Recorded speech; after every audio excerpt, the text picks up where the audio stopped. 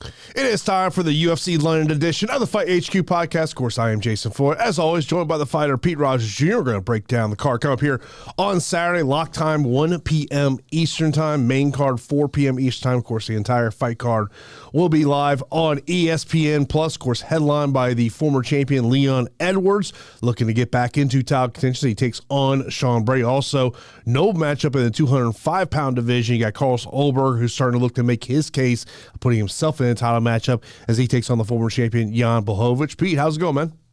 What is going on, buddy? It's always nice to talk to you. I usually love daytime MMA for fight cards, but it's my baby girl's birthday. So, we're having a birthday party for her, so I'm not sure I'll be watching the fights as I normally am. But can you guys believe she's going to be 2 already? Kind of crazy. Time flies by. Got another baby on the way. Got a baby boy coming up in September. So yeah, man, dad life is the greatest thing in the world, but I still will be trying to watch the main card at least. But in general, I'm pretty excited about this card. You're going to sneak away, go find your phone, see what your scores are doing. Now, you know what? Bree knows how I am. We've been at weddings together, and I got my phone out, and I got it right on the table. And I'm watching fights mid-wedding, mid-everything. I mean, she knows what she's getting into and who she's with for life. And it's like, she loves it too. She's like, who's fighting? Who's fighting? And she'll be watching it. My daughter wants to watch the fights already, but, it's a whole family thing. Everybody gets it. And, eventually I'll probably have like the fights on a projector or something for everybody at the party. I mean, if we're going to keep doing this stuff. So thanks for joining us, guys. I'm excited about this card. There's some fighters that I've always loved breaking down their film, watching their tape. And I'm excited to see if they pull through in some competitive, tough matchups. I feel like you need to set an over-under number of phones at this party that either have the UFC fights on or March Madness on during the birthday party. What is that number going to be? That number is a high number, okay? We love college basketball up here. You know how you love your bowl season or whatever the hell you say about college football? Well, it's college basketball territory up here with UConn basketball. So I'm excited. Kickoff of March Madness today. And trust me and all my buddies and everybody that's going to be at the party will have their phones in hand watching sports. So, can't wait. Oh, no doubt about it. But, of course, we're here to break down UFC London, of course, coming off an Apex card last weekend where right before the show I was mentioning, P. I was like, oh, man, maybe there's something I should mention from last week. And if I would have sat here last week and told you Sam Hughes is near going to go out there and get 100 points in a decision win, I don't know if you would have believed me on when – I think you would have believed potentially on the decision win, but saying that she's going to get almost 100 points in a 3-round fight, I don't know if you would have believed me. Yeah, I mean, we broke it down of how she was a live dog, right? And, how she could go out there and cause problems for Luciano, crazy strength of schedule difference for Sam Hughes. Sam Hughes, always tough, always comes in as a conditioned athlete, pushes a pace, and just makes a dogfight out of it. She's not a pretty fighter by any means, but she will just kind of, fight for your money. And I thought it was a competitive fight. She was in great positioning, mounting her, having her back and pounding her and looking like she was almost on her way to getting a finish or a very, very dominant round. And then some reversals and some close transitions and reversals lead to a decision. And, I thought Sam Hughes did enough, but kind of took her foot off the gas pedal a little bit, but she exerted herself so much. And credit to Sam Hughes, man, women's MMA, underdog strikes again. And Luciano at a chalky price coming into the UFC, just fighting Talita Alankar on Dana White's Contender Series. And then in her UFC debut, it's a big step up in competition. And that's why I started to implement all these strength of schedules, a part of my algorithm. And then I also started to incorporate their wins, especially yes, they fought tough competition, but what about the people they've beaten? Have they beaten anybody worth of note? Have they just fought like gimmies their entire career? And kind of adding that to all the data that I have here, it took a little bit, but I do like it because it gives me some deeper insight into their records. Yeah, I mean, when you talk about last week, Andre Lima, the top scorer of the week, 117 points there in that third round submission win there. Also, Priscilla Cachoeira as a underdog, just backyard brawl, maybe about the best way to describe that matchup with those two ladies just going out there and going to it. And kudos to you. You talked about Alexia Hernandez last week as a high-end 8,000 option that people we're not going to get to, goes out there, gets 91 points in that decision win there against Kurt Holloway, of course. So Rome DeLidze in the main event going out there, not getting necessarily the score you would have hoped in a 5-round fight, only 86 points, but was definitely a key to People's Slimes going out there and getting a victory. But of course, we're here to break down UFC London, which of course goes down here on Saturday from London. Nighttime in London, of course, here in the United States will be in the afternoon. And when we talked about game theory here, I mean, I know there's been a lot of discussions in our Discord channel over the past couple of days, particularly about the main event and, potentially obviously the wrestling upside of Sean Brady, Leon Edwards coming back. You have the change in opponent. And, Pete, and I know we'll talk about this when we kind of get to breaking down the fight, but it is a different style and opponent when you're talking about going from Jack Della Maddalena to Sean Brady.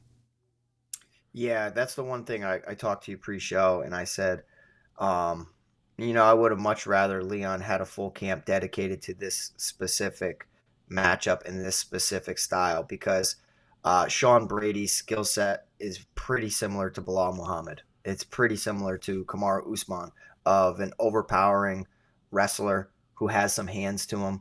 But the difference between Sean Brady and all these other fighters is that Sean Brady has phenomenal jiu-jitsu. So he has an absolute chance of being the first person to finish Leon Edwards on the mat because of his dominant jiu-jitsu.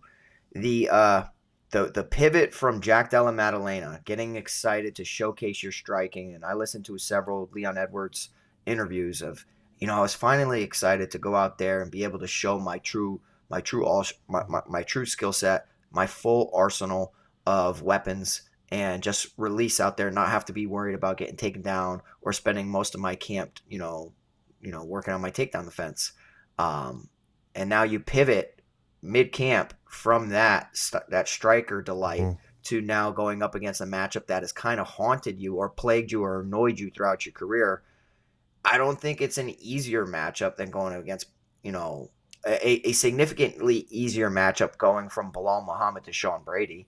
I think they're comparable in a way, you know what I mean? Like, it's like Sean Brady just got exposed against another high-level wrestler and grappler in Bilal Muhammad, who was able to defensively wrestle, defend the takedowns, and just beat him up on the feet with the boxing.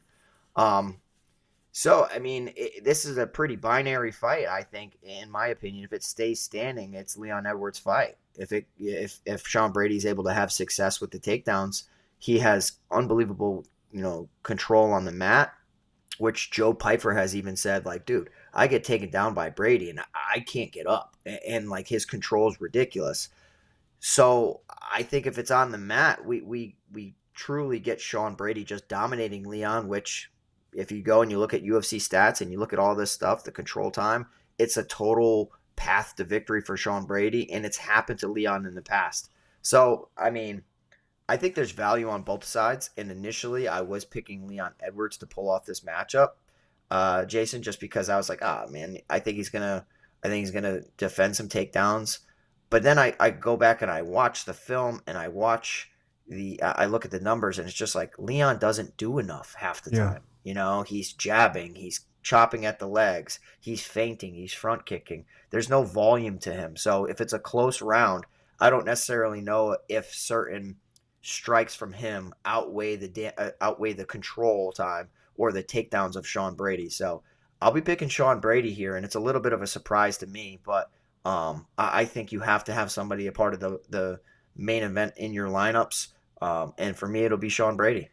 Yeah, I'm really interested to kind of see where the ownership comes in on Leon Edwards, and I think that's going to kind of, in terms of these large field GPPs, kind of figuring out, how much Leon Edwards I want to get to there.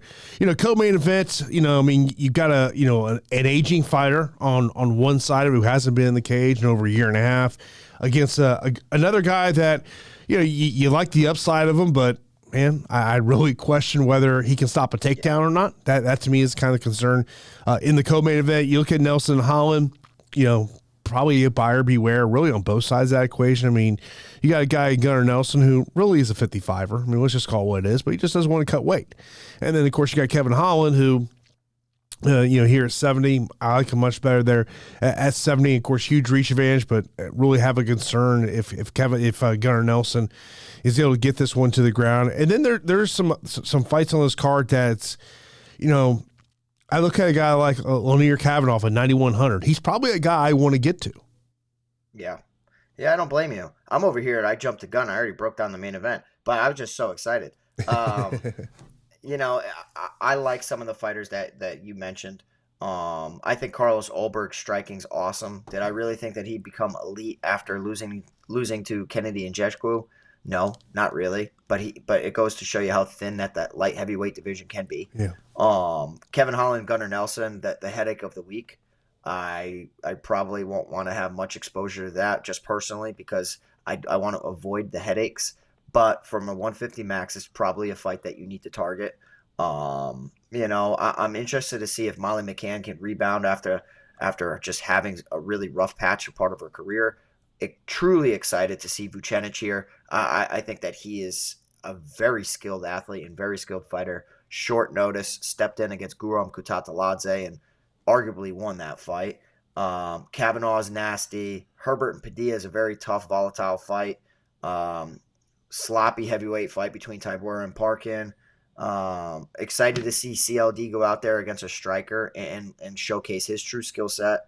But truthfully, my favorite fighter on the card is Nathaniel Wood. He's always been a guy that I have watched come up into the UFC. Mm-hmm. But he's going up against a very tough task in Morgan Charriere. So all in all, man, I mean, these UFC London cards I love. Just from an international prospects and international talent standpoint. I love watching them go up there. And there's a few fights that I'm not too interested in, but all in all, I can't wait.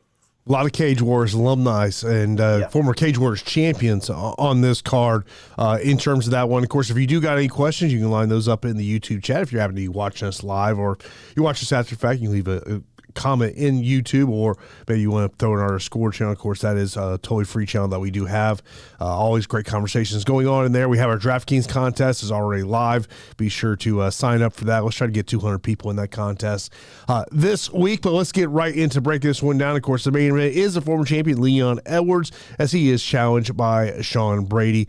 Brady is the betting favorite in this one. He's minus 170, plus 140 for Leon.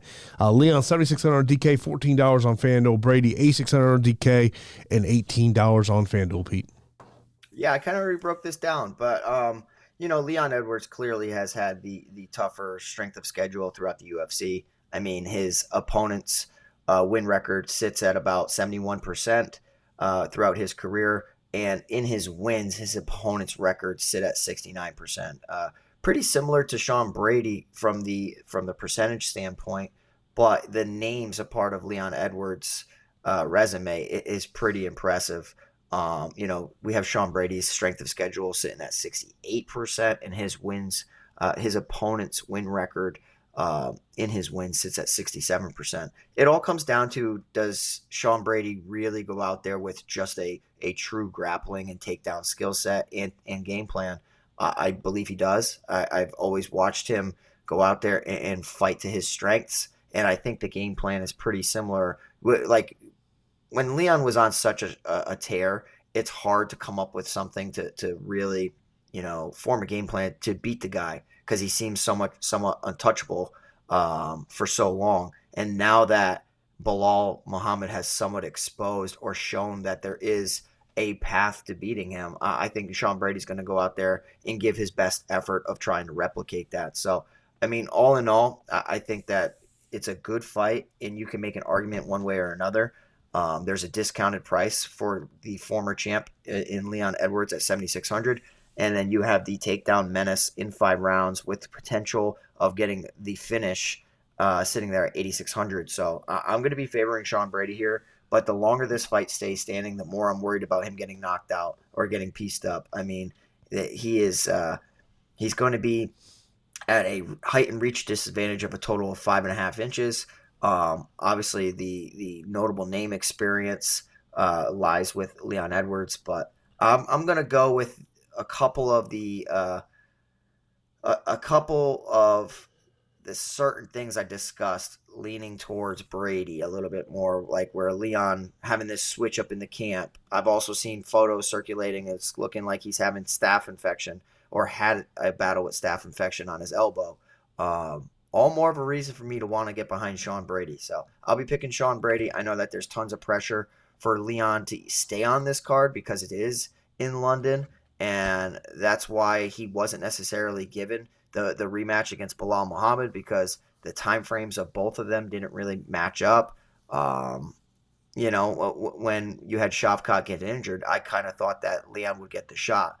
But, you're not going to force the champ's hand and have him come to London to fight in Leon's backyard. So all that being said, I'm going to be picking Sean Brady here at 8,600. I think he definitely for DFS is the better side. But there is some value on Leon Edwards as well. I have some of the same concerns that you have when it comes to Sean Brady. Is if this fight does stay on the feet for a prolonged period of time, do kind of concerns maybe gets caught. One thing always kind of concerns me with Leon Edwards when we're talking about daily fantasy score upside is sometimes maybe not just throwing out the volume you like to see there. I think the longer the fight goes, the more I do like Leon Edwards in this matchup. I do want to see where ownership kind of gets on him. I think there's going to be a lot of ownership on Sean Brady because of that wrestling upside of what he could potentially do there. One of the notes I wrote about Sean Brady is one of the things we have seen over the past couple of years is we have seen improved striking. But, I remember calling one of Sean Brady's fights on the regional scene, and I remember he was taking on Colton Smith, and basically the day of the fight, I remember being told if he goes out there impressive performance, he's getting the call from the UFC. It was an impressive performance. And I remember at that time, I kind of heard the UFC was out on Sean Brady. And it wasn't until a call from Eddie Alvarez to Dana White is how Sean Brady got in the UFC. Interesting. Yeah, I love hearing those stories. Interesting. Yeah, I don't think that the UFC's, dying to have the next dominant grappler who blankets people for 15 minutes for the most part.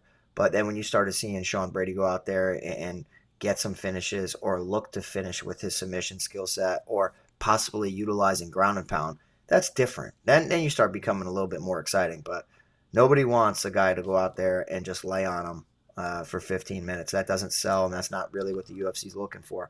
But I got to tell you, it doesn't matter because he's in the UFC now, and when he gets a hold of you, he's dominant. Mm-hmm. He's very, very dominant. So Leon could be stuck on bottom for quite some time in this fight, and that's kind of what I'm expecting.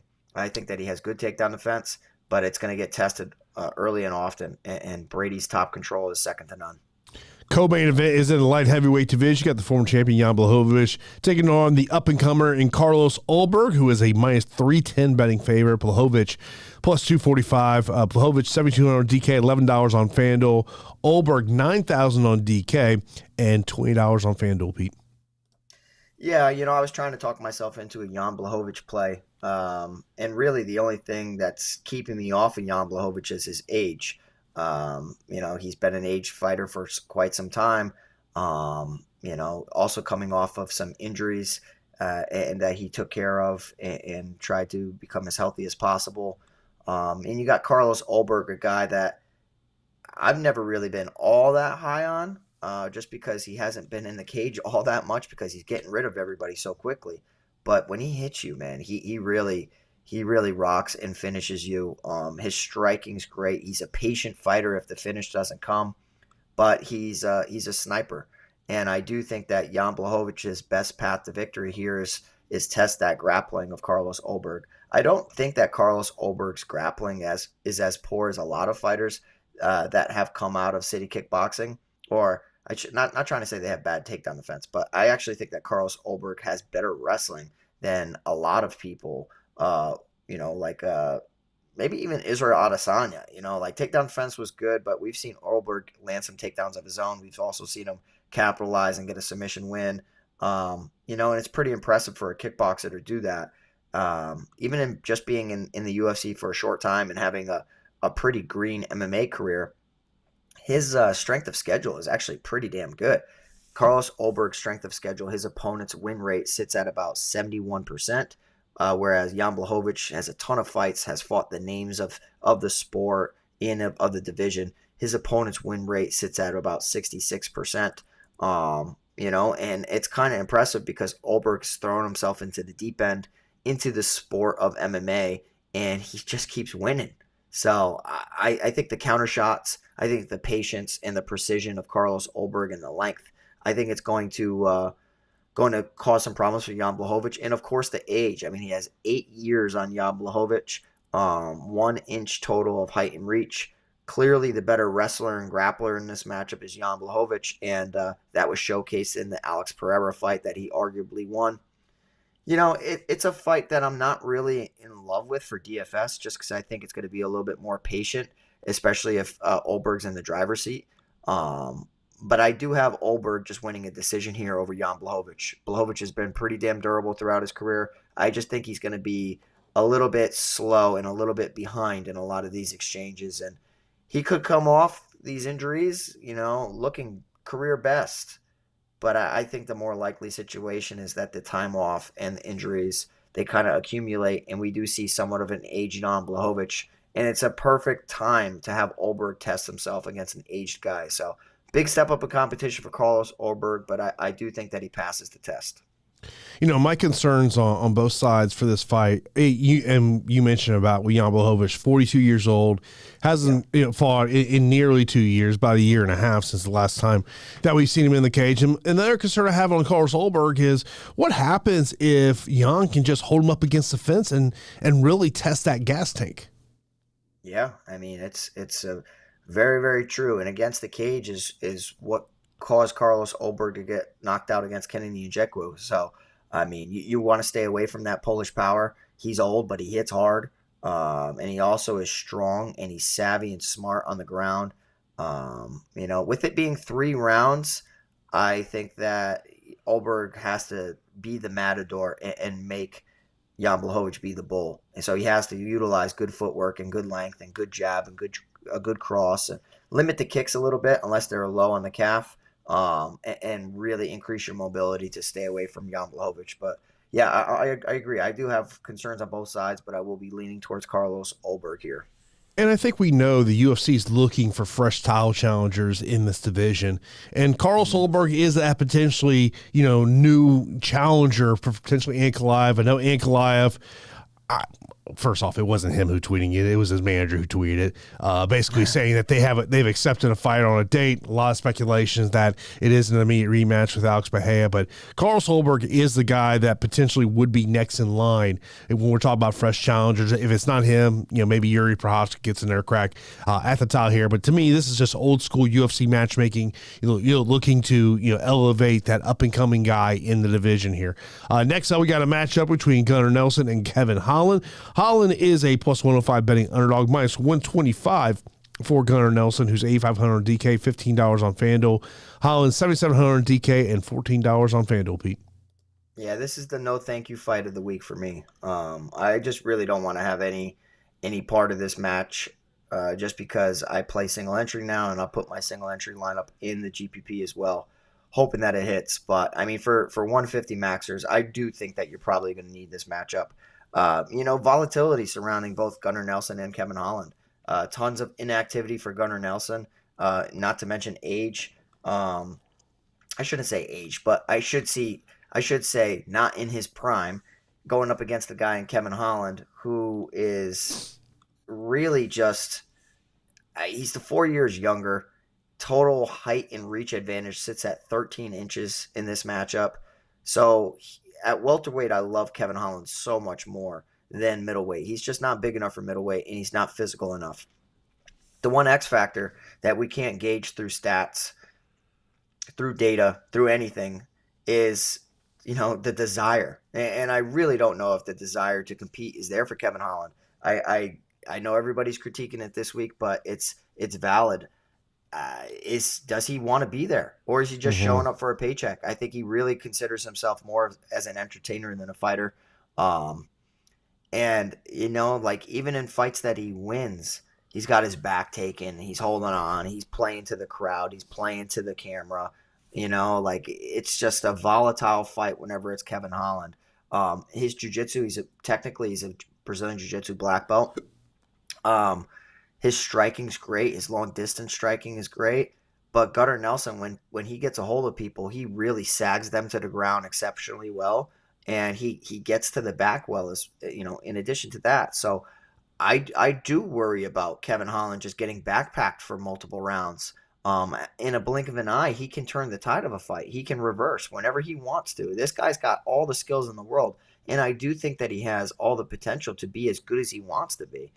But what does he want to be? I just think he just wants to stack paper. I really do. I think just getting a paycheck, is obviously he gets a phone call. He'll always say yes. He's never going to turn down money. He's paid handsomely well, and it's like I don't know, man. It just goes to show you like that the fire is somewhat gone for Kevin Holland. I think this is a winnable matchup for him.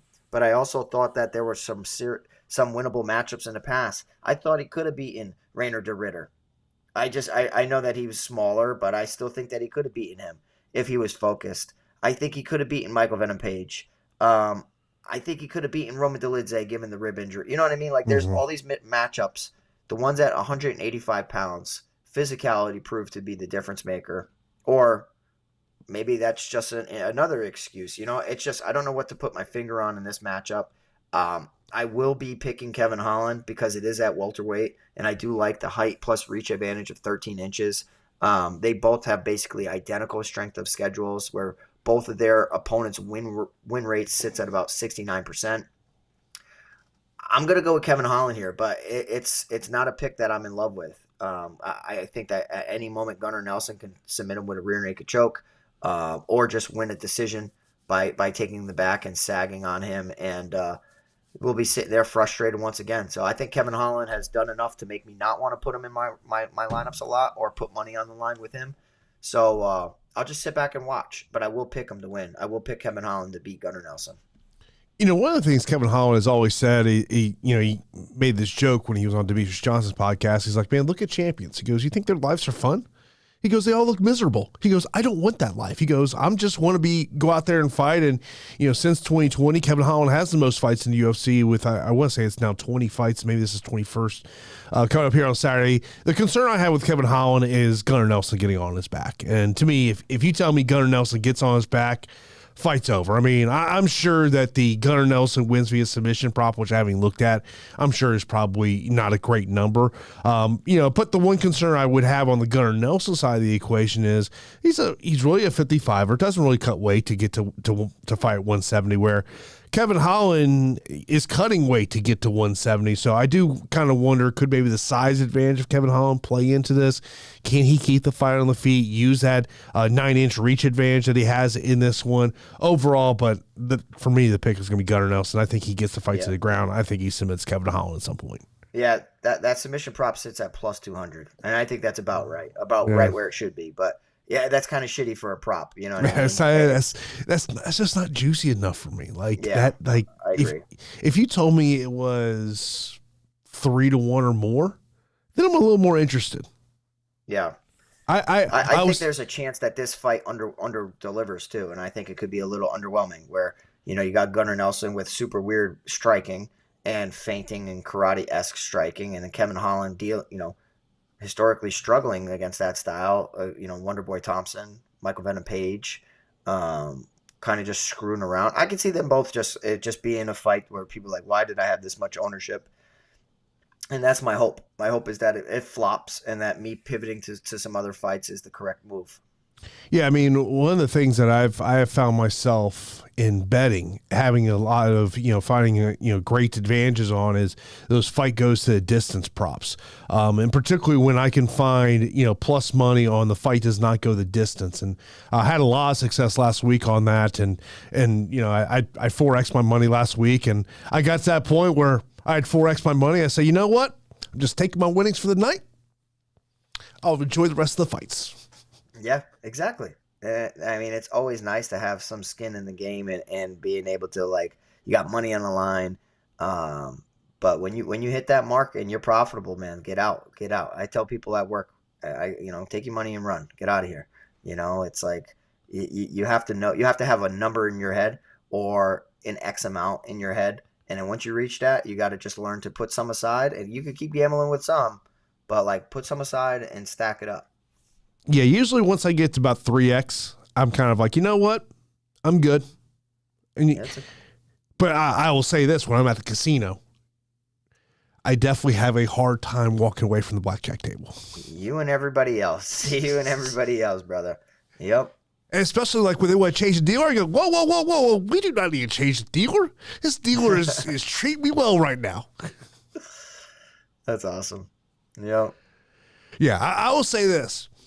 Here in Tampa at the Hard Rock, I love going to the Hard Rock like on a Saturday or Sunday afternoon, because to me, that's when the blackjack table is the most entertaining. Oh, I work in a casino, so I see everything. So I know exactly what you're talking about. I mean, because it's a craziness everywhere. It's a different table at like 2:00 in the afternoon as opposed to midnight. Midnight, that's like serious bettors are sitting down. There ain't no conversations going on. 2:00 in the afternoon, everyone's just BSing with each other. Yeah, I mean, everybody's drunk when I'm there, so it's like, working grave shift. You're seeing everybody coming out of the clubs or gambling late at night. So, trying their best. But during the daytime is so much different. Daytime is so much different for gaming. As someone who has stayed at Mohegan, I will say this right now. When you're making that walk from the casino to your hotel room about midnight, you got to keep your head on a swivel. Yeah, of course. Because all of a sudden, there could be a fight just breaks out, and you didn't see it coming. Yep. And you're just like, let me get out of the way. Just try to get to my hotel room. See it happen way too often. Seeing here happen in Tampa as well. Let's move over. Next up, we got Molly McCann taking on Alexia. Alexia stepping up here on short notice to make her UFC debut after winning on Dana White's Contender Series. Of course, Molly McCann was supposed to take on Estela Nunez in this spot. Molly McCann now a plus 175 betting underdog. Thainara minus 210. She's $8,900 on DK, $19 on FanDuel. Meatball, $7,300 on DK and $12 on FanDuel, Pete. Yeah, I think that the UFC knew what they were doing, trying to give Molly McCann a cupcake matchup with Estela Nunez. Super winnable matchup in front of the home crowd. Pump Molly McCann up a little bit more. Get her back in the win column. She's been having a tough go lately. She lost to Bruna Brazil. She beat Belbitsa, lost to Stoliarenko, lost to Erin Blanchfield. So she's 1-3 in her past 4. Fallen on hard times. It's the sport of MMA, but in general, she's been a pretty solid women's MMA fighter for the UFC. 13 fights in the UFC. But now she has a short notice replacement that's actually a very dangerous fighter for her, because it's a style that has kind of given her issues in the past. And Alexia Thainara from Dana White's Contender Series, she throws very, very hard on the feet.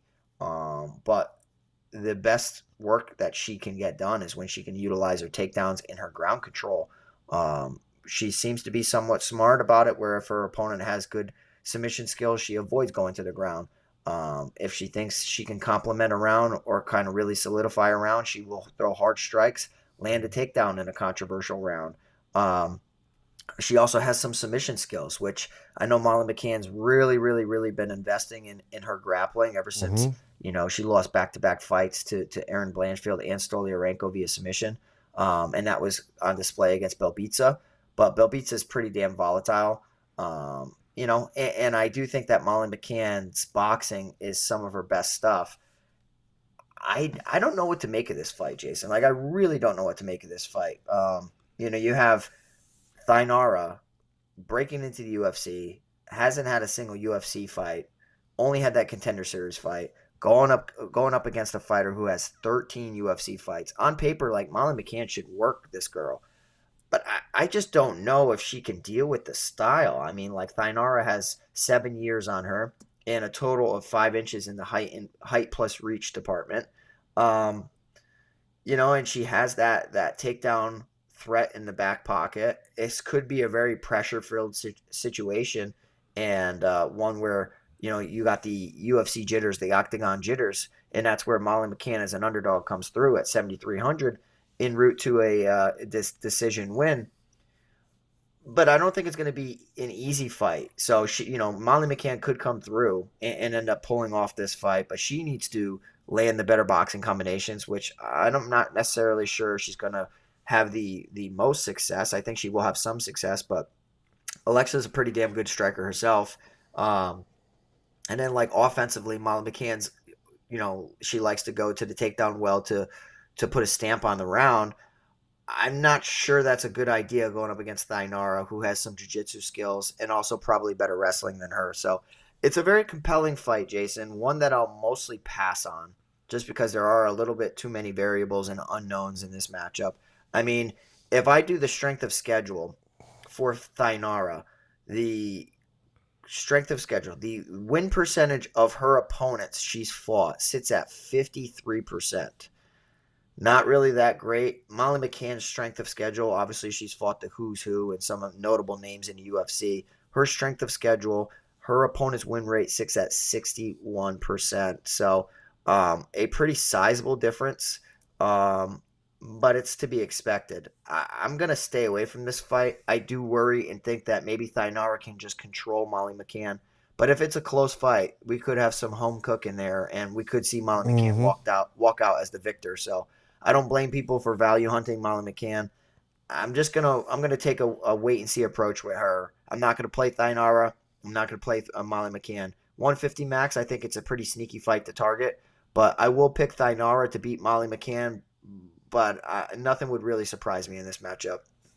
Yeah, I mean, I think one of the things of, when you think of Molly, you think of some of these highlights that she has had in the UFC, but, she does want to utilize her grappling. As you talked about, she's really made a huge investment into that. So that is something to take a look there. But yeah, I'm with you there with the pick of Thainara. Next up, we got a matchup between Vucenic and Duncan. Jordan is a minus 425 betting favorite, plus 315 for Duncan. Jordan, 9,300 on DK, $19 on FanDuel. Duncan, 6,900 on DK, and $10 on FanDuel, Pete. Yeah, I love this fight. I mean, I'm a big Vucenic fan. I think that he's very, very talented. A lot of people, including myself, were pretty worried about him facing Guram on short notice, and not for Jordan's sake, but for Guram, because that's a dangerous fighter to accept on short notice. It's like, man, Guram accepted that fight at short notice, and Vucenic is an absolute dog. Knocks down Guram Kutateladze. Puts together two really good rounds in my opinion, and I think he should have walked out with the win, or damn near, it was really close. And I think that Guram won that fight by very thin margins. And now we have Vucenic with a full camp with a much easier matchup. I think that Chris Duncan, he's been good in his wins, but I think just in general, he's not on the same level as Vucenic, and we'll have to see. I could be wrong. But I think that Chris Duncan is a little volatile, and an ugly loss for me is getting submitted by Torres back in February of last year. So, I know that Torres is a very dangerous striker, but when I saw Torres take the back of Duncan, I was not in love with the defensive skills of Duncan and how quickly he wanted to get out of that position and how he wanted the fight to be over. I think that if Vucenic gets in a situation like that, it's a wrap. I think that Vucenic wraps up the neck and walks out with a very, very dominant win over Chris Duncan here. And I think people could be going to Chris Duncan because he's done exceptionally well. I mean, he guillotined Blachowicz in round one, but wasn't really looking good. Lost to Torres, beat Yanal Ashmo's 2 takedowns, but wasn't Yanal Ashmo's compromised in that fight with one arm, and Chris Duncan was unable to get him out of there. He beat Morales, had 5 takedowns. I don't see him having that grappling success. He was having he got hurt pretty bad on Contender Series, and Vyacheslav Borshev knocked him out, was invited back, was getting the hell kicked out of him against Charlie Campbell, and then he is almost out of there and knocked out numerous times, and then lands a counter shot on Charlie Campbell and knocks him out with one of the craziest come from behind wins. So all in all, what I'm saying is there's a lot of ways to beat Chris Duncan, and I think that Vucenic is going to find it. He hits really hard. He throws a beautiful hard cross, throws a hard right hand into like a lunging left hook. That lands pretty well. His chokes are great. He's physical. He's experienced. His strength of schedule sits at about 67%, whereas Chris Duncan's strength of schedule sits at 65%. I think that we're going to see Vucenic come up with a huge win in his second fight in the UFC. So I like Vucenic here. And, spoiler alert, he's probably my favorite 9,000 option. Yeah, I'm with you there. I like Jordan in the spot, and there's a reason why he is one of the biggest betting favorites on this fight card here. Next up, we got Nathaniel Wood taking on Morgan Charriere. Charriere minus 155 betting favorite, plus 130 for Wood. Wood 7,500 DK, $13 on FanDuel. Morgan 8,700 DK, and $16 on FanDuel, Pete. Yeah, I think this is a close fight. And I think it's a close fight. And you have one fighter who's notorious for being in close fights, and that's Morgan Charriere, going up against Nathaniel Wood, who's an absolute dog. And I love Nathaniel Wood, always been a fan of his, always rooted for him. So there may be some bias behind my breakdown, but I always tell you guys ahead of time. Morgan Charriere is super physical for the 145-pound division. So physical that I actually think that an eventual lightweight move is something that's probably not out of the realm of possibility. Nathaniel Wood is a former bantamweight who was cutting a tremendous amount of weight, killing himself to get down to 135. But he's like in between, man. Like he's perfect for 135 if he had a healthy weight cut. But at 145 pounds, like, I don't know.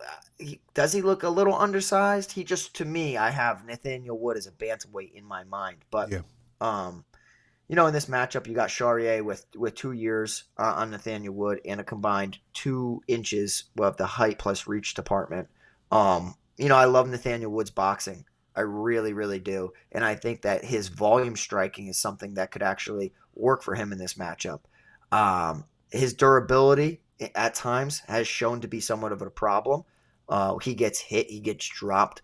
But the way that he bites down on that mouthpiece and fights through hard times in the cage, gets put in bad positions, gets almost choked out or whatever, and he keeps fighting and fighting and fighting as long as he's conscious.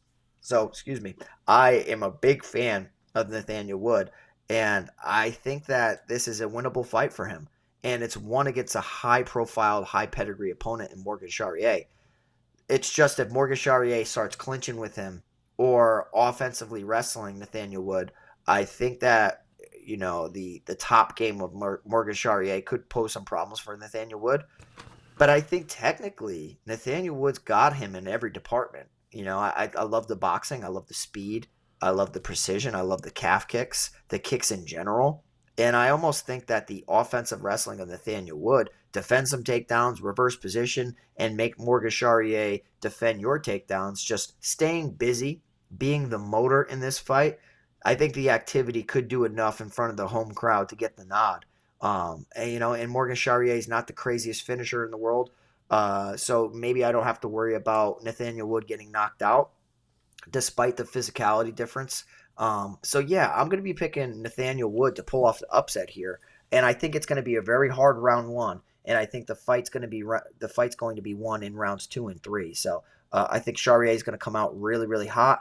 But I think that Nathaniel Wood will adjust, and Nathaniel Wood's he's a dad, man. He's a girl dad. He's got a little girl, and he's fighting for a new motivation right now. So I think we could see the best Nathaniel Wood yet. And at 145 pounds, he's pretty damn good. He's lost to Naimov, but he's beaten Pineda, he's beaten Feely, and he's beaten Charles Jourdain. So I like him here at 145 pounds now. And I think that this is a nice test to see if he can really continue the climb up the rankings. So give me Nathaniel Wood to pull off the upset. Yeah, I like Nathaniel Wood in this spot as well. One of the things about Morgan, he always finds himself in very close fights, majority decisions, split decisions. That's why I like the Nathaniel Wood wins via split decision at plus 700 if you're looking to get maybe a little bit of a juicier prop there. Just always seems to find himself in these very tight spots here. Next up, we got Jai Herbert taking on Chris Padilla. Padilla and Herbert both minus 110 in this one. Jai Herbert, $8,300 DK, $15 on FanDuel. Padilla, $7,900 DK and $14 on FanDuel. And Pete, this may be the fight that you go, man, don't really trust either guy. I don't really trust either guy at all. I mean, Jai Herbert outside the UFC was a completely different guy than what we've seen inside the UFC. I mean, he used to go for it and hunt finishes and get aggressive. And, that's what I would imagine what happens when you get knocked out and you get, chinned. You're safer. You're worried about that happening again. You don't have as much confidence in your durability. Jai Herbert's a pretty good striker and one that has given problems to many people within the octagon, but mainly outside the UFC. So, Jai Herbert's had a tough fight against Faraziem. Went to draw against Ludovic Klein. That has aged significantly well. Had Ilia Topuria dealing with some trouble in their matchup and then got knocked out. The durability of Jai Herbert is something. It's not the skill set of Jai mainly. It's the durability that I worry about.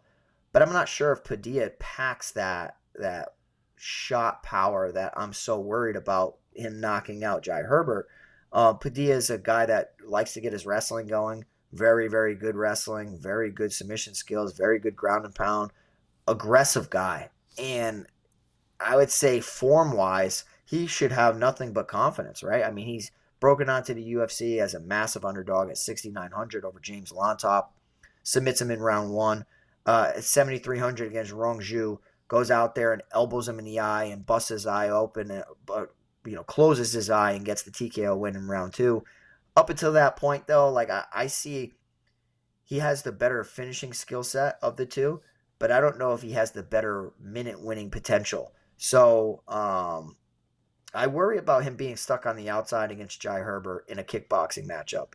Because, Chris Padilla's fought a friend of mine, and it was a tough fight, but I never really thought that he would make it to the UFC.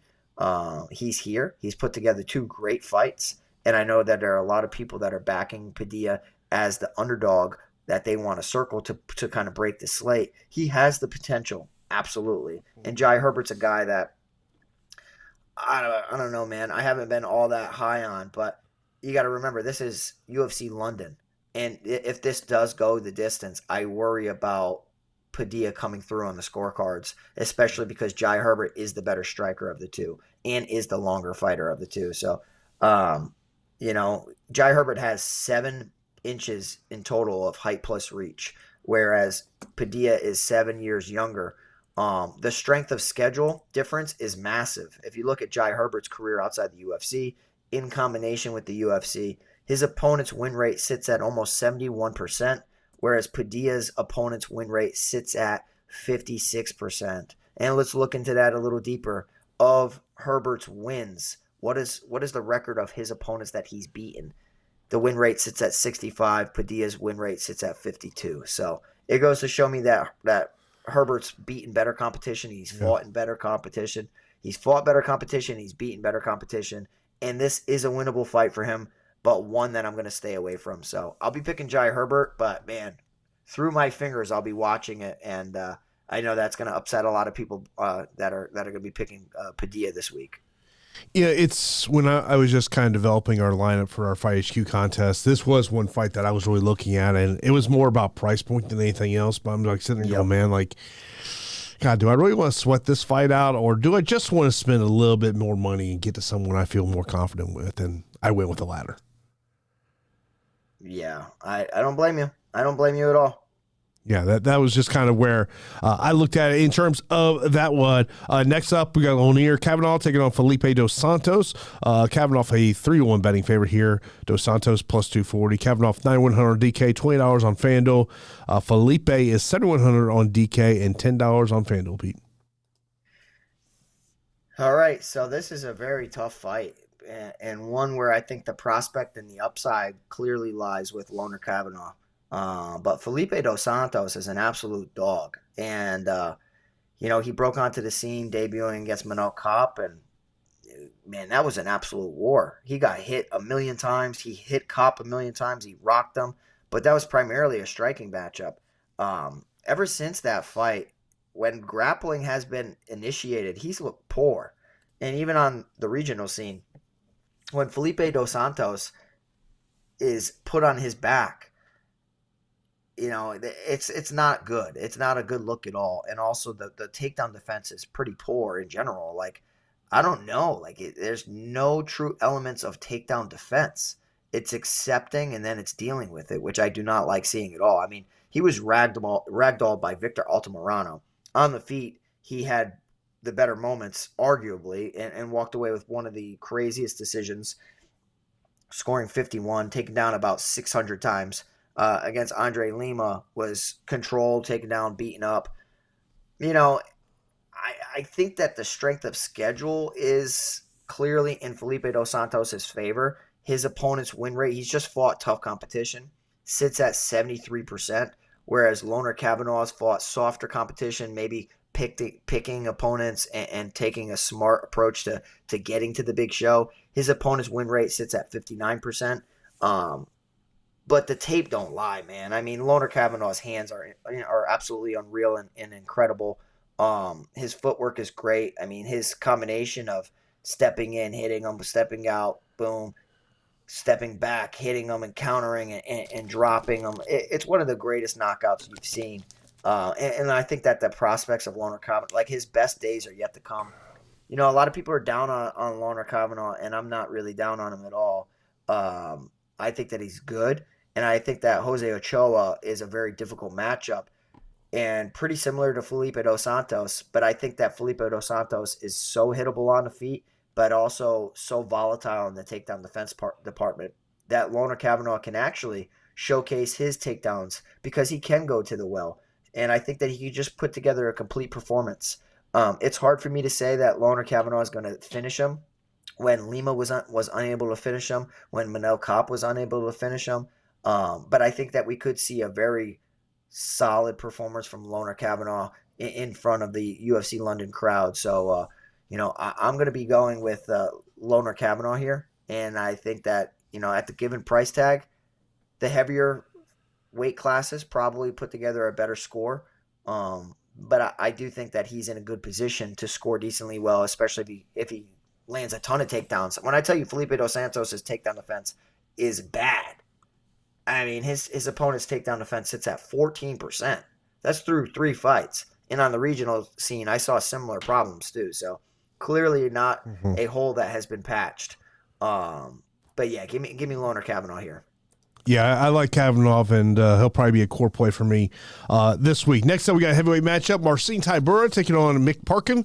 Mick Parkin, a betting favorite here at minus 120. Was a little surprised when I saw that line earlier this week. Plus 100 for Tybura, who's A200 DK, $15 on FanDuel. Parkin, $8,000 on DK and $15 on FanDuel, Pete. Yeah, so this could be a situation where I'm so different than the public. I'm not a Mick Parkin guy. I'm just not. Him knocking out Łukasz Brzeski, okay, like the combination, and it's impressive, but in the grand scheme of things, it's not all that impressive. I mean, you have Mick Parkin, who's 10-0, debuted against Jamal Pogues. I thought that was a poor performance. Kyle Machado, I mean, he went tooth and nail with Kyle Machado. That was a terrible look. Kyle Machado is not good. Had a very close fight against Muhammad Usman and arguably lost that fight. And in general, outside of him getting that first-round knockout over Łukasz Brzeski, scoring 113 fantasy points, just not a great fantasy producer. 58 points against Usman, 83 against Kyle Machado, 68 against Jamal Pogues. I think there's a clear gap in strength of schedule here. And wait till I tell you. Mick Parkin's career, his opponent's win rate sits at 43%. One of the worst on the entire card. And Marcin Tybura, a UFC vet, a guy who has 21 UFC fights, a guy who accepted a fight against Jonathan Deniz off the couch, short notice, comes in, takes down the kickboxer, brutalizes his face, and gets a TKO win in the second round. His strength of schedule sits at 69% in comparison to Mick Parkin's strength of schedule sitting at 43%. That's a big difference. That is one of the biggest differences on the entire card. So yeah, I like Marcin Tybura here. There's so many unknowns regarding Mick Parkin. How does he deal against the cage, against somebody who's, a vet of putting you against the cage, hitting you, chaining together takedowns, a Brazilian Jiu-Jitsu black belt. What does Mick Parkin look like on his back? What happens when, Mick Parkin gets on top of Marcin Tybura and Tybura starts looking for leg locks or sweeps? I think there's so many avenues for Marcin Tybura to win here. I think the kicks are better for Marcin Tybura. Don't just stand and box with Mick Parkin. So I was pretty surprised by the line, and I think it's more about everybody betting against the durability of Marcin Tybura. Like, yeah, Aspinall knocked him out. Yeah, Spivak submitted him. But outside of that, tell me if you think Mick Parkin beats any of these guys, because I don't. Blagoy Ivanov, Alexander Romanov, debatable. I still don't think so. Janata Denise, Ben Rothwell. All these guys that I'm mentioning, I think that we're going to see Marcin Tybura just be a level above. And for DFS, it's a heavyweight MMA fight. Heavyweight MMA fights tend to finish inside the distance the most, a part of the UFC. So I'm going to be backing Marcin Tybura here. I think that he could find a submission finish. I think that he could find a TKO finish. So many unknowns. He could get knocked out in the first 5 minutes. It's totally viable for Mick Parkin. But it's such a small win condition that me seeing the odds at what they are, I'm missing something. And I think a lot of people are thinking that they're forgetting that Marcin Tybura fought Janata Denise on extremely short notice. So give me Marcin Tybura here. I don't care about the 10 years of difference in heavyweight. Age does not matter. I'm going to go with the experience. So give me Marcin Tybura. Yeah, when we talk about heavyweight MMA, you could be 38 years old and still be in the prime of your career. You could be 38 and have a UFC debut. It don't matter. You know what I mean? So it's very true. Very true. I mean, now if you're like, if you come in as a heavyweight, you're 25, we're like, whoa, we've got like 5-6 years of just develop your skills. It's so ass backwards, right? Like if a heavyweight comes in like in their 20s, we're like, are they ready for this division? I mean, because they need to be about 10 years older and fatter. You know what I mean? Like it's true. Sometimes they come in at like 230, 235, and you're like, 205 is probably the division for them, and an eventual bump up to heavyweight. It's so weird, right? But it's the truth. You could be 40, you could be 40, and it's no problem at all. No, I mean, that's just the heavy MMA has always been like that. I mean, if you think about, from say, 35 to 85, I mean, for the most part, your prime of your career is probably 27 to 34. Where MMA 34, I mean, you're a young pup in the division. Yeah, so true, bro. Yeah, I mean, I've never been a Mick Parkin guy. I know a lot of people because of who he trains with, that they'll look at that aspect and say, hey, look who he's in the room with. But to me, I like Tybura here. I like the $8,200 price tag on DK, and it will probably be a core play for me. Next up, we've got Christian Leroy Duncan, who is the biggest betting favorite on this fight card. Minus 650, taking on Andrey. Andrey plus 425, who's 6,600 on DK, $8 on FanDuel. Duncan, 9,600 on DK and $22 on FanDuel, Pete. Yeah, so CLD is a very talented striker, one that kind of caught my eye outside the UFC for a little bit. Pulyaev, he definitely surprised a lot of people coming in on the contender series, but now making his UFC debut against the guy in Christian Leroy Duncan, who has 5 UFC fights. Tons of experience for Christian Leroy Duncan between amateurs and pros. He's a guy that started off as just a striker and has really come into just being a complete mixed martial artist. Obviously, he's not going to be the best jiu-jitsu guy or the best wrestler, but I do think that he's a better wrestler and a better jiu-jitsu guy than Pulyaev. I think Pulyaev is clearly one path to victory, and that's striking. The strength of schedule is significantly in favor of CLD, where his opponents sit at 69%, win rate, whereas Pulyaev's opponent's win rate sits at 55%. And, CLD's tested himself. He fought Gregory Rodriguez. Granted, he lost. And granted, he did not have a good fight in that one, but he's shown that he can cook you over 15 minutes. He kind of takes his time a little bit, and that's mainly the reason why I don't like him the most, a part of the 9,000 range, is because his patience sometimes can elude big scores. He still put up 119 against Dennis Tululin, but the Ribeiro fight scored 107, the Todorovic injury 95. I think this is a guy that's like as the fight gets going, he gets into his rhythm and he breaks you over 15. So like a round 2, round 3 type of finish for CLD makes all the sense in the world. You could get him out of there in round 1 too. It's all about how early he incorporates all the martial arts. Because if he just strikes with Pulyaev, Pulyaev will have some success. But CLD should be the better of the two. When CLD blitzes and he puts his hands together and he just goes like, all right, I'm going, boom, boom, boom, boom, boom, boom, boom. The combinations he throws, they are beautiful, and they're very violent when he incorporates his elbows. So CLD, easiest play of the week. Pulyaev is definitely talented, but I think that CLD's levels above. So give me CLD at 9,600. And I think that he's going to walk away with 100 points. So that's what we need. So we need 100 points. It may not be the top score, but it's what you're getting. So, and I think CLD is going to go out there and truthfully, incorporate some ground and pound. Maybe look to get a submission finish. The submission finish would be absolutely crazy, but I definitely could see it happening one of these days. And going up against a true striking purist of Andrey Pulyaev. Submission win for CLD sits at plus 900. It's pretty juicy. So, ground and pound, stand-up strikes, most likely outcome. But if he does incorporate takedowns, it could be easy work. If you tell me his ownership's under 25%, he becomes more and more intriguing to me. For me, single entry, I'm just putting him in, and I totally agree with you. Sometimes we see these top-end options. Everybody just automatically pivots from them. I don't know how to perform my lineup with that, but it's the easiest play on the slate. Yeah. Next up, we got Shannon Bannon taking on Tomar. Tomar at plus 140, betting underdog minus 170 for Bannon, who's 8,800 on DK, $17 on FanDuel. Tomar, 7,400 on DK, and $13 on FanDuel. One thing to mention about Bannon in this matchup, she does have a 6-inch reach advantage. Can I have another pass of the week? Do I get another pass? I don't really want to talk about this fight, to be honest. Puja Tomar is a round kick spammer. She's a kick spammer. She just spams kicks.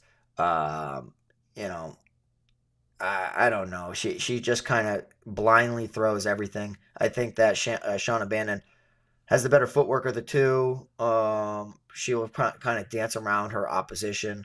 And I think that she will make it appear as if she's in control a lot. Puja Tomar will just, like I said, spam that round kick over and over and over. So one that I'm not going to have a ton of interest in. I definitely would not have any money on the line with any conviction for this matchup, because how could you, right? Shauna Bannon didn't look good in her previous fight against Artelan. Definitely didn't look good against Bruna Brazil. And Puja Tomar, she's the Indian prospect to make it into the UFC. But Rayane dos Santos, 69.1 fantasy points. It's just not doing it for me. One way or another, I don't think the winner of this matchup breaks 75. I don't like the salary on Shauna Bannon, but I just don't like the skill set of Puja Tomar. So it's a Shauna Bannon play for me. It's a Shauna Bannon pick for me, but definitely no play. Yeah, I understand there why, and to me, low volume is really the big thing that concerns me about this one, and trying to get to 100 points, or rather go somewhere else and to get the ear side of this one. Next up, we got Fletcher and Lafrain minus 105, minus 115 for Nathan Fletcher, who's 8,400 DK, $16 on FanDuel. Lafrain, 7,800 on DK. And $14 on FanDuel. And this was another matchup that I've been kind of looking at, and particularly looking at the Lafrain side of the equation. Yeah, let me tell you, man, it's a very compelling matchup because the two of these fighters have fought as amateurs in the past. And if you watch that fight, it was a lot of scrambling, a lot of takedowns. And ultimately, we saw Fletcher win 2 rounds to 1, essentially. There could be an argument for more, but definitely 2 rounds with conviction. And his submission skill set and his grappling and his top game and his back riding and like the way that he is as a grappler, he could pose problems for. He reminds me of like a Joe Selecki a lot. Mhm. But Caolan Loughran is a fire hydrant of a human being. Uh, he seems to be the more physical of the two. And you know how rematches are. People are going to make adjustments.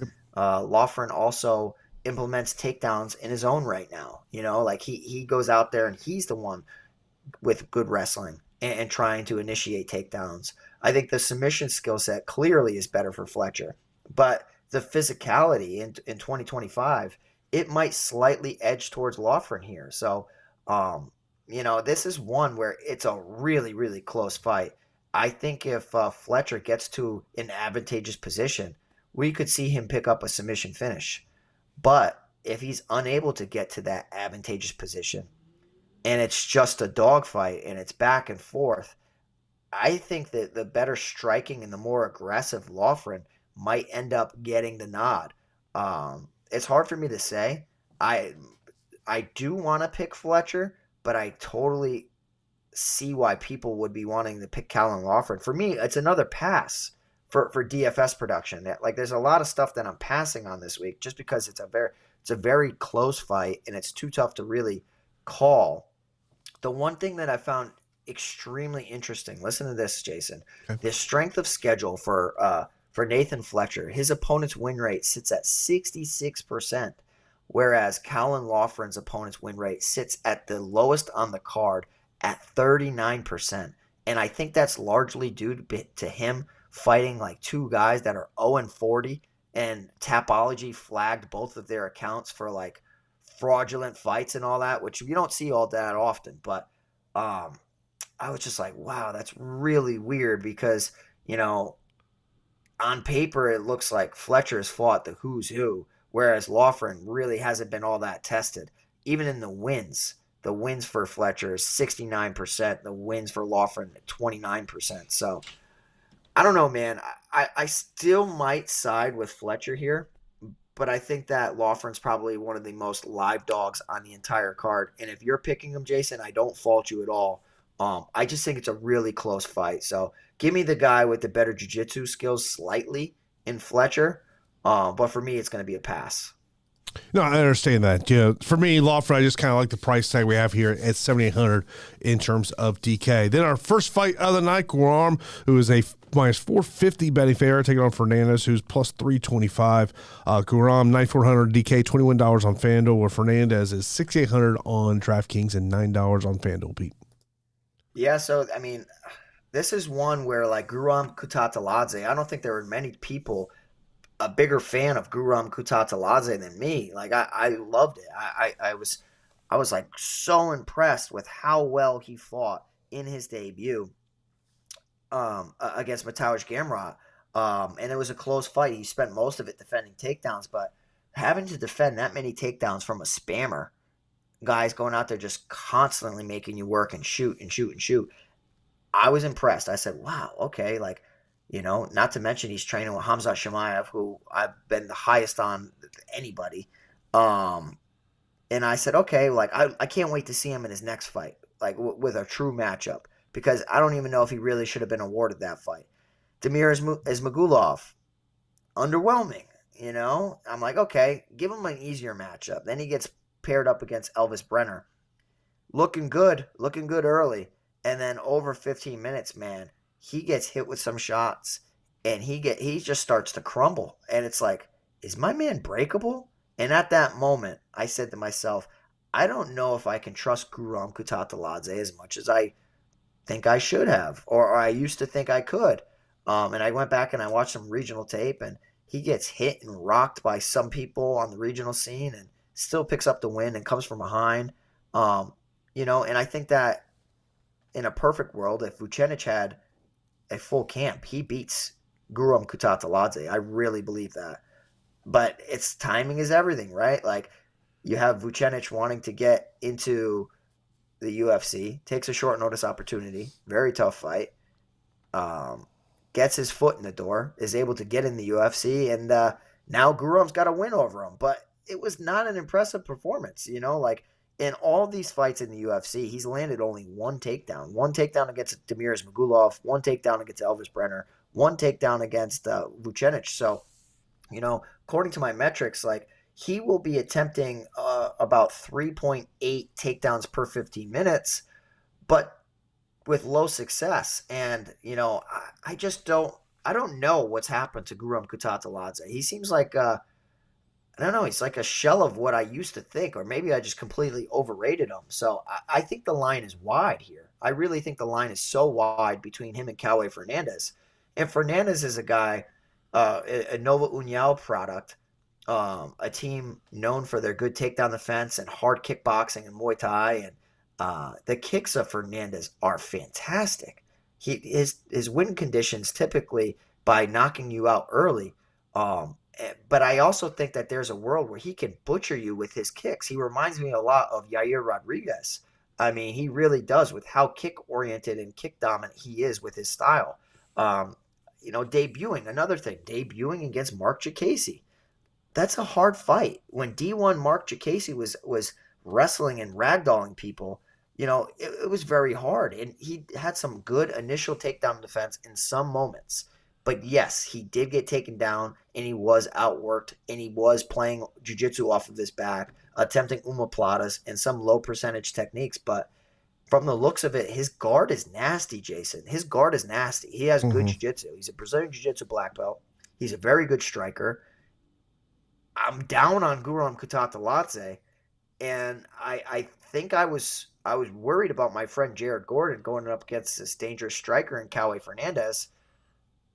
But I think Cowboy can come through here with a decision win. And if he can't win via decision, I think there's a chance he can hurt Guram Kutateladze, because I'm not sold that Guram's going to dominate him in the wrestling. I think Mark Jacasey's a better wrestler than Guram Kutateladze, at least what we've seen in the octagon. So, I mean, the line's so wide that I'm going to be picking Cowboy Fernandez here at 6,800. And I know it's the first fight of the night and starts off, you're going to start my night off really well or really poorly, but it's so wide that the value and the chance of Fernandez in a competitive fight, it's just going to make me pick him here. So yeah, Cowboy Fernandez is the pick. Yeah, I mean, especially goes, something, a thought process you've talked about a long time. I mean, let's just say he loses a 3-round decision, but he goes out there and gets you 40 points. Yeah, at 6,800, really still puts you in a good spot in terms of your DFS lines. Of course, if you got any questions, be sure to line those up right now. We'll get to those right after we get to our straight-up fight picks here. In the main event, give me underdog number 1, Leon Edwards. Okay, I respect that. I'm going to go Sean Brady. I'll go Ulberg in the co-main. Ulberg. Nelson. Oh God. Kavanaugh, I guess. Thainara. I'll go Jordan. Yeah, Jordan Vucenic. Underdog number 2 in Wood. Nathaniel Wood. God, I don't feel good on either side of this. I'll go Herbert, but don't feel great. Yeah, I'll go Herbert, but goodness, I feel horrible. Yeah. Kavanaugh. Tybura will be my third underdog. Tybura. Duncan. Why, he's an underdog now technically? Yeah, plus draft... 1. When I was putting my spreadsheet together earlier, I had him at plus 100. Well, I tell you what, then that's probably going to make him a very good leverage spot if he's the underdog and he's priced at 8,200. Yeah. But yeah, I'll be picking Tybura. I got Leroy Duncan. Bannon, I guess. Loughran. I'll go Fletcher. You kind of sell me on Fernandez over here. I don't know if it's like Fernandez so much. It's almost like I'm betting against Guram, though. You know what I mean? So I'm going to pick Cowboy, but I don't know if I've sold you on it. Sam, appreciate the super chat here. He says, appreciate you fellas. While looking at the punts, what kind of upside I need to look at? I hope the metrics are doing well and those live bets hitting them bank accounts, much appreciated. Thank you so much, Sam. Really appreciate you, bro. Super generous of you. You don't have to do that. Very, very appreciative though. Yeah, it's been good, right? Like, so my DFS lineup last week that I put everywhere. I doubled my money and I had 2 losing fighters. I had Sung Woo Choi, who went out there and got destroyed, as that was my fear. I was hoping the experience and the strength of schedule was going to come through. And then I had Marvin Vittoria in it. So I still had 2 losing fighters, and I still cashed, and I wasn't in cash games. I was all in GPPs.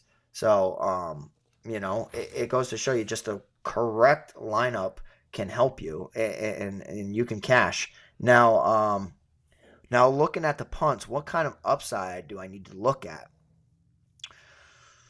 Well, I think if you're punting, you have to determine what are we looking for here. So, am I looking for an underdog that has the best finishing upside, or am I looking for an underdog that can give me the most points and likelihood to go 15 minutes?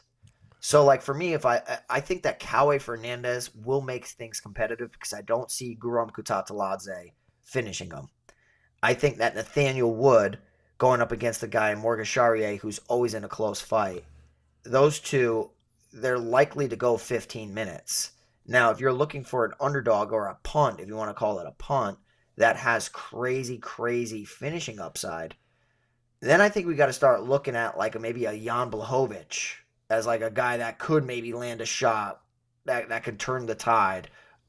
Maybe a Molly McCann. You know what I mean? Like, I think that Padilla is probably the best underdog finisher.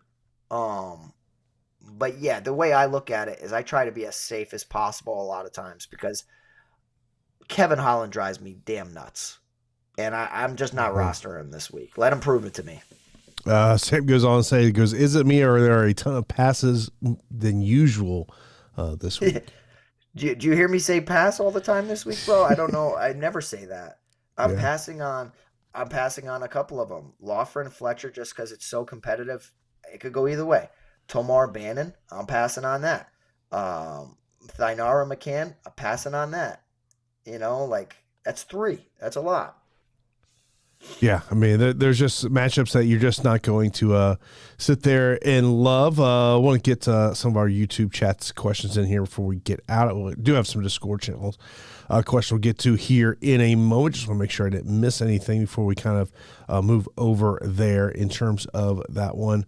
Mention this comment from Pete. He goes, the day of the fight, Holland will be 20 pounds heavier. He should have a size advantage on Gunnar. He should. Yeah, I mean, it all depends on if he's in shape too. Like, yeah, he'll be heavier, but he could be 20 pounds, or versus the guy who's actually taking the sport seriously. It's so hard to gauge Kevin Holland fights, because you know what he's doing outside. You know he's smoking weed every single day. You know that he's half-assing it in training. You know that he doesn't care whether he wins or loses. He's already accepted it. And as somebody putting money on him, it's very tough. I like Kevin Holland. I think this is a very winnable fight, and he should win. But will he is the question. Overall, I do like Gunnar Nelson. In that matchup, gets a couple questions here from Discord. Value plays underneath AK and a core 3 on DraftKings. When I think about a core 3, I would say for me, it's Kavanaugh would be my number 1 core play. Number 2, I would then go. I think I'm going to go Jordan 9,300, and then to get a little, save a little salary space, Nathaniel Wood. Okay, yeah, I mean, I think a core is somebody in the main event. For me, it's Brady. I really like the spend up of Jordan Vucenic, and then something in the mid range. I like Marcin Tybura this week. So, I mean, I haven't given you a dog. He's technically a dog, but he's priced as a favorite at 8,200. In terms of value plays underneath 8,000, I'll look at Lawford at 7,800 as a value play there. Other ones that stick out to me, I think Chris Padilla at 7,900, but you're not going to feel great about it. I mentioned about Nathaniel Wood. Molly McCann, fighting in her home country. That's always something that sticks out to you, especially if she can land one of those strikes. I mean, I think that I don't see her winning this matchup via grappling. I think she's going to have to win on the feet. Agreed. And then Leon Edwards is 7,600. Yeah, I totally agree. I mean, I think you labeled out all good ones.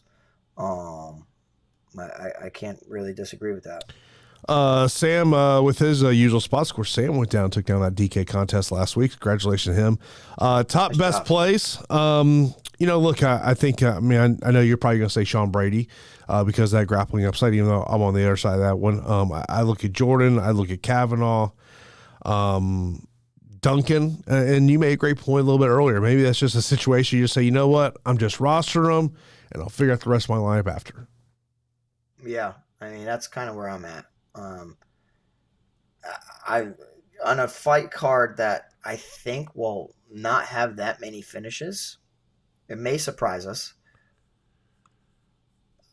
I think that probably putting yourself into a roster construction with the one guy that should get a finish on the card is a good way to set yourself up for success. Yeah. Let's see here. Live dogs. I will throw Leon Edwards, but clearly he has to keep the fight on the feet for him to go out there. Blachowicz, even though the time off, the age, but man, like if he can keep this thing up against the fence, I think he got live dog written all over him. Other live dogs that would stick out to me, Nathaniel Wood. Depending on where that Tybura line goes, when we're talking about the betting lines aspect of this, if you get the Saturday, there's still plus money on Marcin Tybura. I think it's going to be really hard just not to play that money line. Yeah, I'm with you. Yeah. Let's see here. Next one, top inside the distance fights. I think you got to look at that co-main event just because of the age of Blachowicz, even though that chin has always really stuck out there to him. Yeah. Herbert Padilla, I would probably put in that, just because, not trusting either guy. Yeah. I really like the Vucenic inside the distance, and I really like the CLD inside the distance. Yeah, I'm with you on both of those. Best decision odds, boy, there's going to be a lot of fights that potentially have to go the distance. So many, dude. Wood Charriere to me would be the top of the list. Yeah. Female matchups. Well, no, not top of the list. Probably Bannon and Tomar would be top of the list. Yeah. But outside of the female matchups. Yeah. That's where I was sick there. Favorite parlays. For me, if I was trying to build a 3-fighter parlay, I would go with. I don't want to put Christian Leroy Duncan at minus 650 in a parlay. It's just. I would probably go something along the lines of Marcin Tybura, Nathaniel Wood, and Jordan. Even though at minus 425, I don't love that number. I'm surprised that we're aligned with Nathaniel Wood. I didn't expect you to be on Nathaniel Wood like me this week. But that's good. I like him. See here. Jason and Pete specials. First fight of the night. To me, I think it's underdog or pass. Yes. In terms of, and we talked about the 8,200, 8,000 fight. I like Marcin Tybura 8,200. I really like that price point. I'm with you. Top captains and MVPs. God, I mean, it's if you like Sean Brady, I think it's very tough to avoid him as a captain MVP just because of the potential grappling upside. Yeah, I mean, 5 rounds. You got Marab type of takedowns, but you have crazy jiu-jitsu as well. And he knows his best path to victory. He can't. And I think the good thing, too, is like Bilal exposed him and knocked him out, but Bilal is a pace pusher. So Bilal will push volume on you striking and takedowns.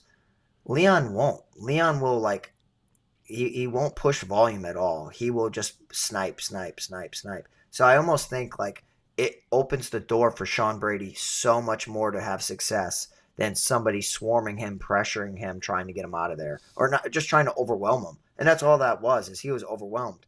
And I just don't think that Leon will do that. He's too low volume. Yeah. Optimal plays.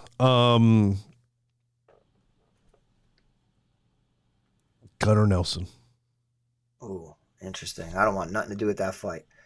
I can see it. I mean, in hindsight, man, betting against Kevin Holland's been so damn easy. But yeah, I won't say that for that one. Yeah. By the way, Road to the Manchester Series over under 5.5, and even Sam says he's going the under. Yeah, I'm going under. I think that's generous, 5.5. The only reason I'm saying I'm going over is because we're fighting in front of fans. Well, I'll tell you what. If you want to play that, when you're fighting in front of fans, stack the early fights. Yes. Because they kick off the card and they set the tone for the whole night. So you stack the early fights and it could be finishes galore. And that's how I got off to a great start last week, especially on the female, the first two fights of the night, just saying they're not going to go the distance. And that is something to play into in terms of that wood. Tristan's got a couple of questions here. Best leverage play. Tybura. Depending on I'm what not looking at ownership. Yeah, I haven't seen the ownership yet, but to me, I would look at Christian Leroy Duncan. If he's under 25% ownership, that could be a leverage spot for you. Yep. Best takedown upside. I mean, Sean Brady, potentially Jan Blachowicz. Nathan Fletcher, too. Mm-hmm. Kavanaugh. Those would be the ones that would stick out to me. And then ranking the 9K options. So we got Ulberg at 9,000, Jordan at 9,300, Kavanaugh 9,100, Duncan 96, and Guram at 94. Christian Leroy Duncan will be number one, clearly for me. I got Vucenic 1, CLD 2. Guram's my least favorite. Yeah, same. And I'll have Ulberg third. Yeah. I would just, for me, it'd just be flip-flopping what your 1 and 2. Oh, and then Kavanaugh. Ooh, I like Kavanaugh better than Ulberg. Yeah. Next up here, Sam, appreciate the super chat. He goes, on another note, favorite basketball team in your brackets. Sam, I've not filled out a bracket in probably 3 years. I was amazed when he said that to me earlier. But you already know I'm from Connecticut, so it's got to be UConn Huskies. So we got a tough matchup if we get past our initial one and we have to face Florida. But I got trust in UConn, baby. UConn, baby. Let's go. Yeah. Look, as all my SEC friends will be trash talking, so I'm just rooting for an ACC team. FSU's not in it. But yeah, it was. I will say I was out about playing trivia with some friends last night, and when Xavier hit that dunk with 1 second left, let's just say there were some people in the bar who were pretty goddamn pissed that dude just didn't dribble the ball out, as because they had the Texas +5 line. Yep. Yeah, bro. The betting, especially betting college sports, goodness gracious. Yeah, I got Houston winning it all. But I'm excited. I'm excited to see if some of these underdogs come through because, I was watching somebody, Maddie Betts, was putting $100 or $1,000 on every underdog for the opening rounds. Like, I love watching it. So I hope it hits for you. I mean, that's goals one day to be able to do that. Yeah, the only thing you already know, but the only thing that pissed me off is like Tuesday night I'm sitting there and I'm looking right before the North Carolina game starts, and I'm like, I think it was like they were like 2.5 point favorites or something like that. And I mean, everyone had seen the dialogue leading into that game. And I'm just like, I was like, gosh, just put the mortgage payment on North Carolina. I should just do it. And they just absolutely went out there and just steamrolled San Diego State. I mean, wasn't even close. No. It's funny how, like, of course you didn't bet it in that situation, but it always happens like that. You just got to pull the trigger in hopes that you're right. But if you pulled the trigger, they probably would have lost. Exactly. All the joys of betting. But, yeah. That is. I'm excited to see this tournament, so we'll have to see. I like the upsets. I think it's really cool. But we'll see who's the Cinderella team of the year. Yeah, we'll see. Of course, as always, we appreciate everyone who tunes in for every episode of the Fight HQ podcast. Of course, we got another fight card coming up next week, which is the Brandon Moreno, Steve Erceg card. That's going to be down in Mexico City. That's coming up there next week. Pete, anything you want to leave the listeners with before we get out of here? Just want to say thank you, guys. Try to hit that like button, get us over 100 likes. We really appreciate it. Early start time on Saturday for UFC London. We'll be in the Discord. And best of luck, everybody. And hopefully we'll see some more members take down some tournaments. And if you start losing in DFS, don't worry. Just pivot to betting. And that's been working out for me. And I'm sure it's been working out for Jason as well. So starting to lean towards more into the betting because DFS is a very, very difficult game we play. But in general, love betting on MMA. And happy to have you guys here. And be sure to get into our Fight HQ contest over there on DraftKings. The link for that is in the description below. We'll talk to you next week right here on the Fight HQ podcast.